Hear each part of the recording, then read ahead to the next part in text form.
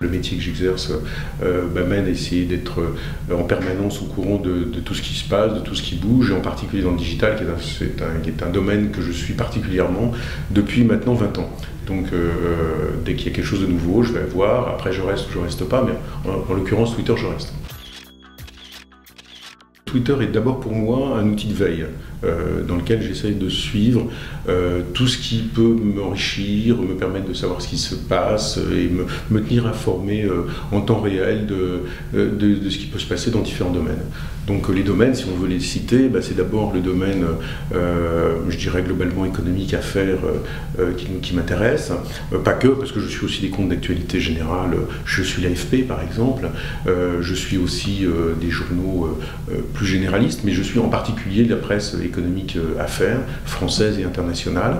Et puis après, je suis des presses un petit peu plus spécialisées thématiques, alors bien sûr dans le domaine de la communication, des comptes comme Stratégie par exemple.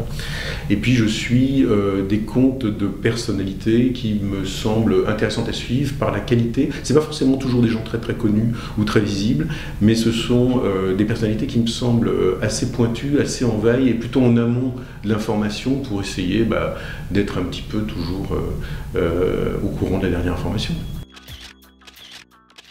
Je considère que je suis une seule et même personne, et donc qui est à la fois une personne individuelle, indépendamment de toute fonction. Je dirige effectivement Welcome, je dirige Conseil Syntec en relations publiques, et je tweete ou je retweete sur des sujets qui m'intéressent particulièrement à titre personnel, ou parce que je pense qu'il faut mettre en avant tel ou tel type d'information. Mais je ne vais jamais me dire, est-ce que là je tweete en tant que personne, est-ce que là je tweete en tant que président du Syntec, est-ce que là je tweete en tant que président de Welcome. Je suis une seule et même personne, des sujets me semblent intéressants ou dignes d'intérêt pour les gens avec qui me suivent, qui sont en contact avec moi, à ce moment-là je le relève. Bien sûr, absolument. Par contre, ce sera d'autant plus vrai que la taille de l'entreprise sera importante. Dans une entreprise, je dirais de moins de 100 personnes, en général, elles sont managées, sauf si c'est des filiales de groupes, mais en général, elles sont managées par des patrons qui sont très très impliqués, qui connaissent en général la plupart de leurs... Enfin, a priori, jusqu'à 100 personnes, on peut connaître ses collaborateurs, en tout cas la très grande majorité. Donc là, ça sera beaucoup moins vrai. À mon avis, c'est quand on commence à rentrer dans une entreprise où mécaniquement, c'est pas possible de connaître ses collaborateurs, où là, ça pourrait être intéressant d'avoir un lien direct. Tous les dirigeants qu'on a conseillés sur le fait d'aller sur Twitter aujourd'hui sont assez accrochés à Twitter parce qu'ils y ont trouvé plusieurs bénéfices, tout simplement. Ils sont comme tout le monde, ils ont un temps assez limité. Le premier bénéfice qu'ils y ont trouvé, c'est un bénéfice d'information, c'est-à-dire que ça leur permet de s'informer sur ce qui se passe dans leur domaine d'activité. Et là, très très vite, à partir du moment où on leur désigne, parce qu'on les accompagne, bien sûr, au début, on les forme un petit peu, et donc on leur montre les comptes qu'ils auraient intérêt à suivre. Très vite, ils vont aller trouver d'autres comptes et ils commencent à se piquer au jeu. Donc déjà, pour la partie information, ils se rendent compte que ça va leur faire gagner du temps, et là, c'est un premier bénéfice qu'ils perçoivent très très vite.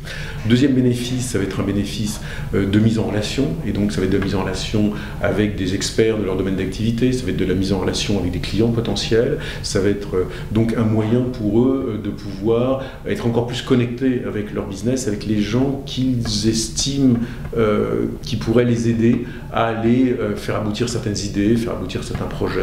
Et donc, deuxième bénéfice. Et puis, troisième bénéfice, la plus interne, on en a parlé tout à l'heure, qui est tout simplement un bénéfice de pouvoir un petit peu mieux communiquer directement avec leurs équipes, pour autant que celles-ci soient aussi connectées. Et en général, il y a un lien, c'est-à-dire que quand on commence souvent d'ailleurs par former les équipes, et puis à ce moment-là, le patron commence à se dire, bon, il ne faudra peut-être pas que je sois trop en retard de mes équipes, et là, à ce moment-là, ils se rendent compte, ils se disent, mais il y en a déjà pas mal qui sont dessus, et en fait, disent, il était temps en fait, que je m'y mette.